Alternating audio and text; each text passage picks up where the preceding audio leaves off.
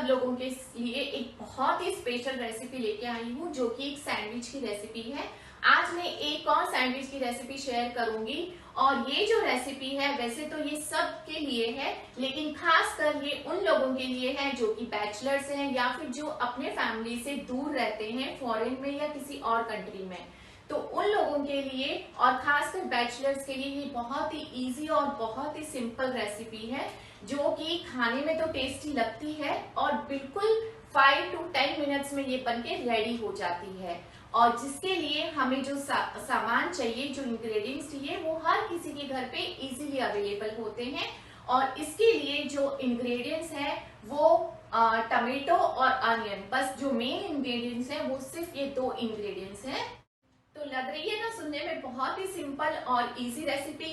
तो इस रेसिपी को आप अपने घर पे जरूर ट्राई करना। बहुत ही इजी रेसिपी है और बहुत ही टेस्टी है।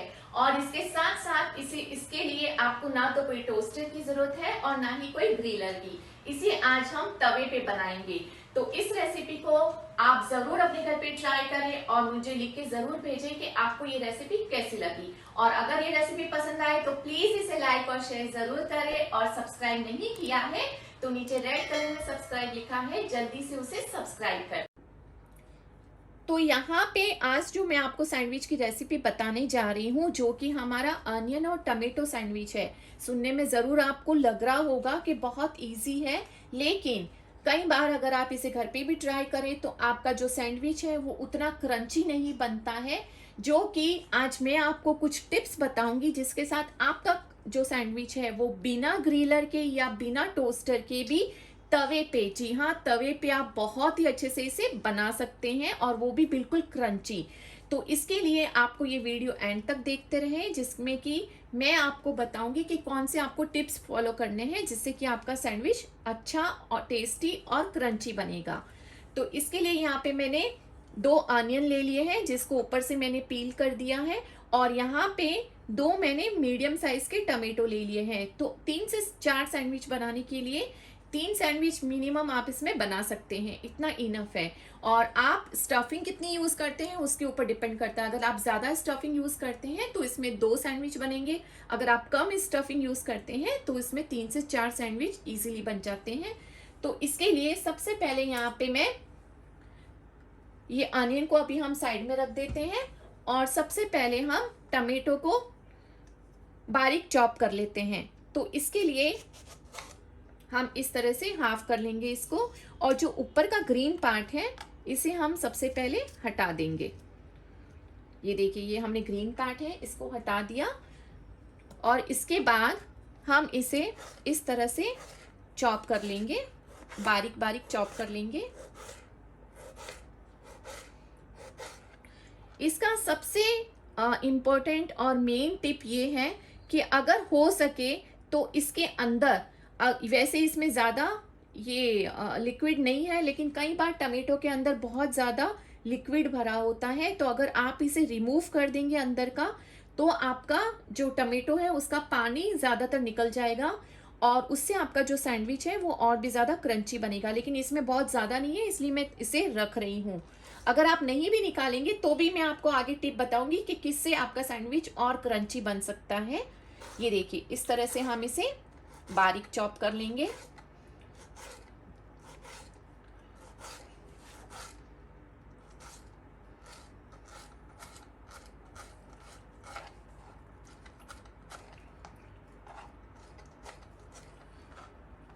ये देखिए, ये मैंने इस तरह से इसके बारीक बारीक पीसेस कर दिए हैं। इसी तरह हम दोनों टमेटो को भी बारीक चॉप कर देंगे। जितने बारीक इसमें आप पीसेस रखेंगे उतना ही अच्छा होता है।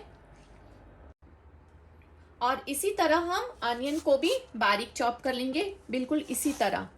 आपको इसमें कोई भी मशीन या चॉपर अगर आपके पास नहीं है तो कोई बात नहीं, आप हाथों से इसी तरह इसे बारीक चॉप कर सकते हैं, बारीक बारीक पीसेस में कट कर ले।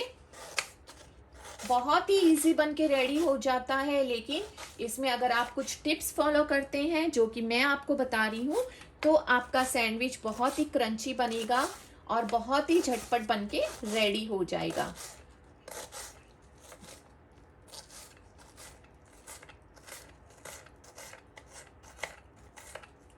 ये देखिए, ये मैंने इसको इसी तरह से बारीक चॉप कर लिया है और इसी तरह हम बाकी का जो हमारा अनियन है उसको भी इसी तरह बारीक चॉप कर लेंगे।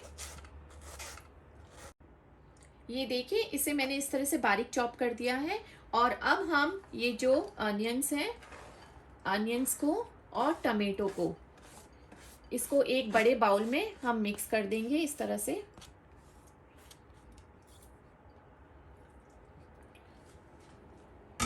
ये देखिए ये मैंने अनियंस को मिक्स कर दिया है और इसी तरह हम इसमें हमारी जो टमेटो है ये भी मिक्स कर देंगे। ये देखिए ये भी हम इसमें सारे मिक्स कर देंगे। यहाँ पे एक और टिप दूंगी कि अगर आपको लगे कि टमेटो का थोड़ा सा पानी निकलने लग गया है तो इसका पानी आपको इस तरह से साइड में करके या तो आप निकाल दें और या फिर पानी को इस तरह साइड करके बाकी के जो टमेटो है वो सारे इसके अंदर आप ले लें। और यहाँ पे मैंने एक छोटी सी हरी मिर्ची ले ली थी, उसे भी मैंने बिल्कुल बारीक बारीक चॉप कर लिया है और इसे भी हम इसके अंदर ऐड कर देंगे। ये देखिए और इसे ऐड करने के बाद अब हम इसके अंदर कुछ मसाले ऐड करेंगे। यहाँ पे मैंने 1 टीस्पून रेड चिली पाउडर ले लिया है। अगर आप कम स्पाइसी पसंद करते हैं तो आप इसे ½ टीस्पून भी इसमें ले सकते हैं। तो ये हम इसमें सबसे पहले ऐड कर देंगे। ये देखिए और इसके साथ हम इसमें ये मैंने ब्लैक पेपर पाउडर लिया है, ये भी हम इसके अंदर ऐड कर देंगे। ये मैंने ½ टीस्पून लिया है तो ये भी हम इसके अंदर ऐड कर देंगे।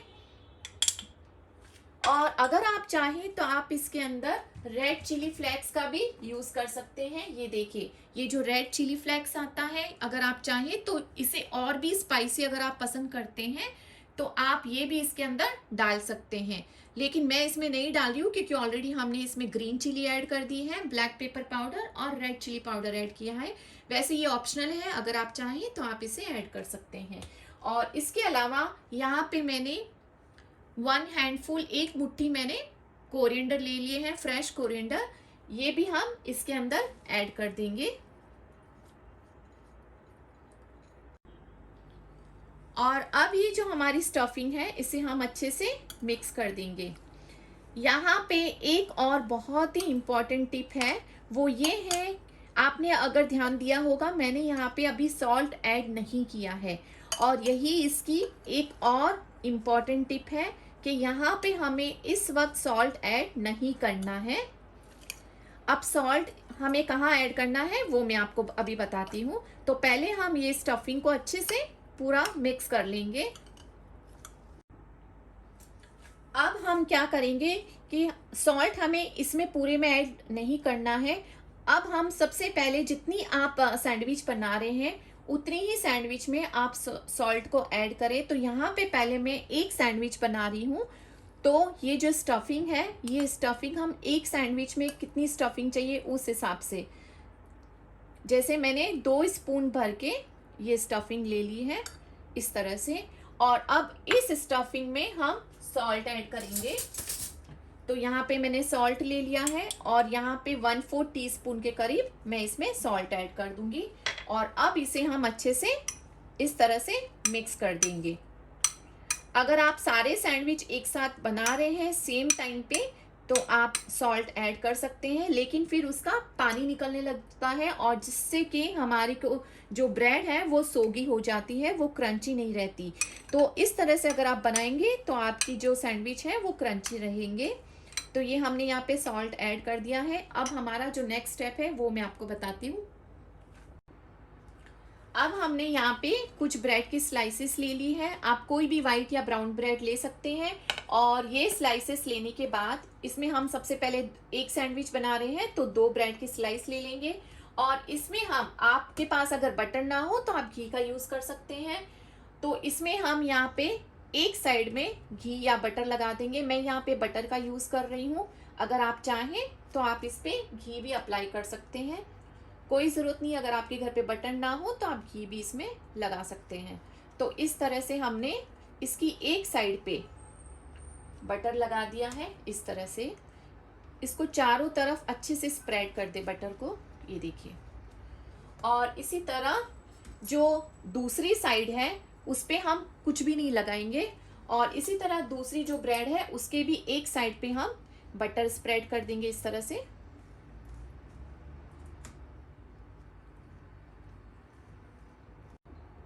तो देखिए यहाँ पे मैंने दोनों ब्रेड पे बटर लगा दिया है, लेकिन सिर्फ एक साइड लगाना है, दूसरी साइड को हम इसी तरह प्लेन रखना है।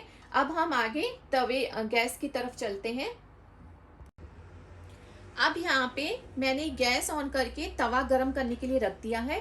तो यहाँ पे सबसे इम्पोर्टेंट है कि आप पहले तवे को अच्छे से बिल्कुल स्लो फ्लेम पे 1 मिनट के लिए गरम होने दें। तो अभी हम तवे को अच्छे से पहले गरम कर लेते हैं, और जैसे ही हमारा तवा अच्छे से गरम हो जाता है तो हम क्या करेंगे कि हमारी एक ब्रेड की स्लाइस है जिसमें कि हम बटर लगाया हुआ है, उसे हम नीचे की तरफ रख देंगे। लेकिन उससे पहले यहाँ पे हम 2 से 3 ड्रॉप्स डाल देंगे घी की, ये देखिए इस तरह से, और फिर हम इसे टिश्यू से इस तरह से क्लीन कर लेंगे। उससे होगा ये कि हमारा जो सैंडविच है वो ब्रेड के ऊपर तवे के ऊपर ज़्यादा चिपकेगा नहीं। और अब इसके बाद हम यहाँ पे जो बटर वाली साइड है उसे हम बिल्कुल स्लो फ्लेम कर देंगे पहले, और इसे हम इस तरह से तवे के ऊपर रख देंगे, ये देखिए इस तरह से। और उसके बाद जो हमारी दूसरी ब्रेड है, ये देखिए जो हमारी दूसरी ब्रेड है उसमें जो विदाउट बटर वाली साइड है उसे हम अंदर की तरफ रखेंगे, और जो बटर वाली साइड है उसे हम बाहर की तरफ यानी कि ऊपर की तरफ रखेंगे।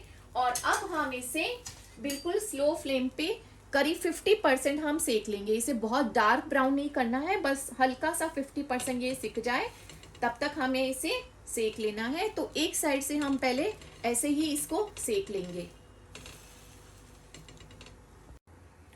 और अब हमारा जो नीचे का साइड है आप इस तरह से ऊपर करके चेक कर लें, ये हमारा थोड़ा 50% से थोड़ा ज़्यादा सिक चुका है। अब हम क्या करेंगे कि इसको इस तरह से टर्न कर देंगे और बिल्कुल इस तरह से इक्वल कर देंगे, ये देखिए इस तरह से हम इसे इक्वल कर देंगे, और दूसरी साइड को भी हमें सेकना है। लेकिन अब यहाँ पे एक और इम्पॉर्टेंट टिप है कि दूसरी साइड को सेकने से पहले हम क्या करेंगे, यहाँ पे एक इस तरह से कोई प्लेट ले लेंगे। आपके पास जो भी स्टील की प्लेट घर पे अवेलेबल है वैसी हम कोई भी एक प्लेट ले लेंगे, और उस प्लेट के ऊपर हम इस तरह से जो अदरक कूटने वाला होता है आपके घर पे जो अवेलेबल है वो आप इसके ऊपर इस तरह से रख दें, या फिर अगर आप चाहें तो आप सीधा भी इस तरह से रख सकते हैं।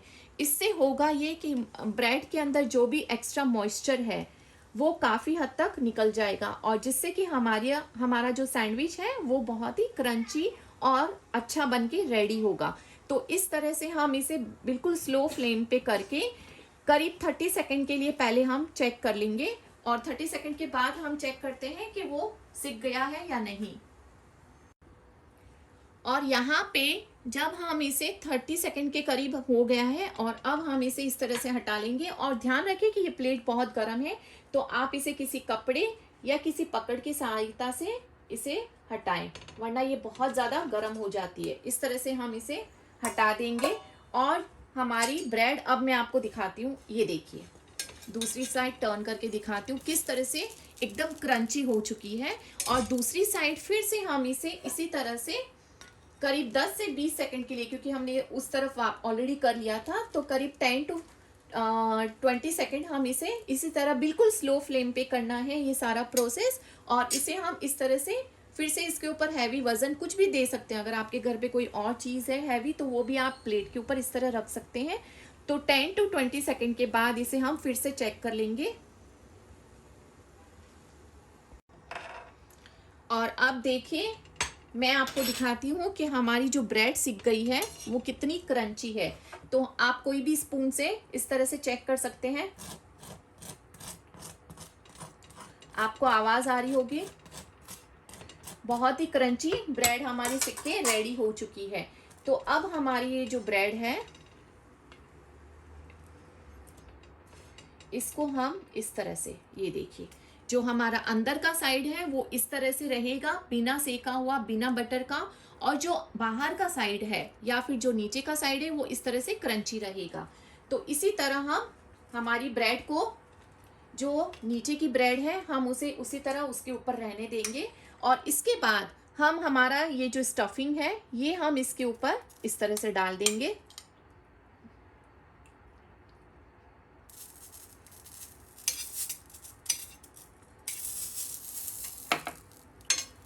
और इसे चारों तरफ अच्छे से स्प्रेड कर देंगे।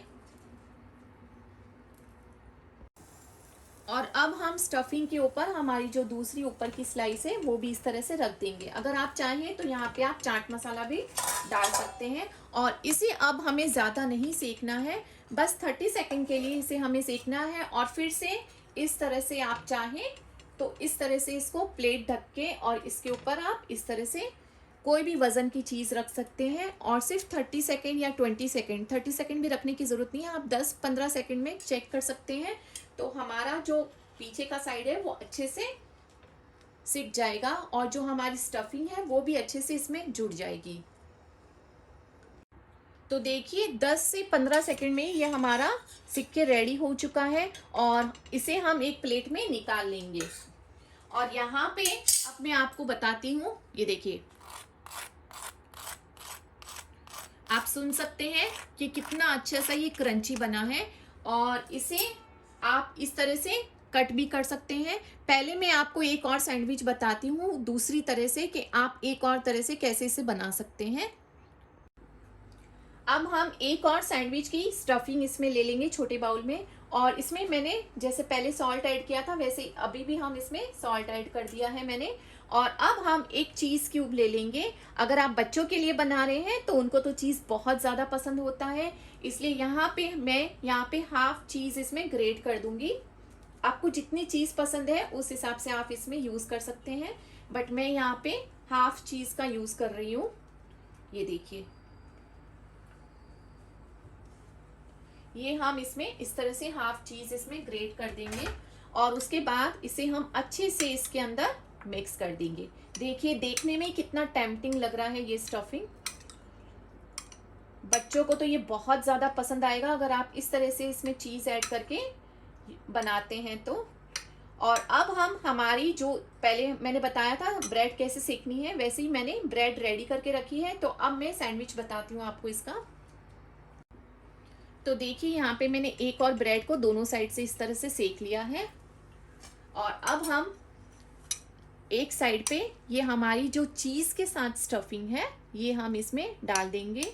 आप चाहें तो चीज़ क्यूब की प्रोसेस चीज़ की जगह पे आप मोज़रेला चीज़ भी यूज़ कर सकते हैं, तो उससे और भी ज़्यादा इसका यम्मी टेस्ट आएगा। तो ये हम चारों तरफ ऐसे इसको फैला देंगे। और इसके ऊपर अगर आप चाहें तो फिर से थोड़ी सी चीज़ डाल सकते हैं इस तरह से, अगर आपके बच्चों को पसंद है तो। और फिर उसके ऊपर हम इस तरह से, ये देखिए, ये इस तरह से ब्रेड लगा देंगे। और फिर हम इसे इसी तरह अच्छे से कवर कर देंगे। ये देखिए, और इसे इस तरह से दबा के रखेंगे और 5 से 10 सेकंड में ये बनके रेडी हो जाएगा सैंडविच। तो देखिए 10 सेकंड में ये दोनों तरफ से रेडी हो चुका है सिक के। और आप आवाज़ सुन सकते हैं कि कितना क्रिस्पी बना है तवे के ऊपर। लेकिन कुछ टिप्स फॉलो करने की ज़रूरत है तो आपका भी इसी तरह क्रंची बनेगा। अब हम इसे सर्विंग डिश में निकाल लेंगे। तो देखिए यहाँ पे हमने दोनों तरह के सैंडविच बना के रेडी कर लिए हैं। और अब मैं इसे दिखाती हूँ कि जो ये हमने पहले सैंडविच बनाया था ये वाला, ये अभी भी उतना ही क्रंची है। ये देखिए, आप दोनों की आवाज़ सुन सकते हैं, ये अभी भी रखने के बाद भी क्रंची है। कई देर तक ये क्रंची रहता है ये टोस्ट सैंडविच। और अब मैं इसे आपको कट करके दिखाती हूँ।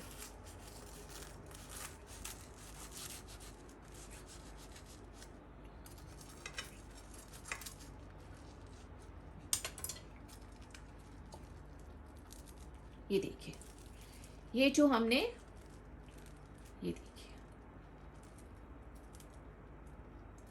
ये आप देख सकते हैं, ये जो हमने विदाउट चीज़ का बनाया है वो सैंडविच है। और दूसरा सैंडविच भी मैं आपको बताती हूँ। और ये देखिए, अब मैं दूसरा वाला भी आपको इसी तरह कट करके दिखाती हूँ।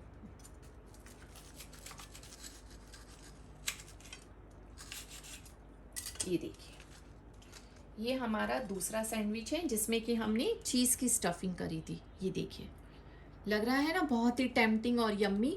तो इसी तरह से आप भी अपने घर पे ट्राई कर सकते हैं। ये हमारा दोनों तरह का सैंडविच बनके रेडी हो चुका है। तो आप ये रेसिपी को ज़रूर अपने घर पे ट्राई करना। आई एम श्योर आपको ये रेसिपी ज़रूर पसंद आएगी। और अगर आप बैचलर हैं या अपनी फैमिली से दूर हैं तो ज़रूर इसे ट्राई करें कि कभी भी आप इसे बना के खा सकते हैं। और अगर आपको मेरी ये आज की रेसिपी पसंद आती है तो प्लीज़ इसे लाइक ज़रूर कर दें। और अगर चैनल को सब्सक्राइब नहीं किया है तो ज़रूर मेरे चैनल को सब्सक्राइब करें।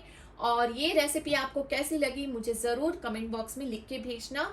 और आज की जो ये रेसिपी है वो आप झटपट बना के रेडी कर सकते हैं, जैसा कि मैंने बहुत ही कम इंग्रेडिएंट के साथ इसे बना के रेडी किया है। तो है ना बहुत ही लाजवाब रेसिपी। तो इस रेसिपी के लिए ज़रूर इसे ज़्यादा से ज़्यादा लाइक और शेयर करें। Thank you.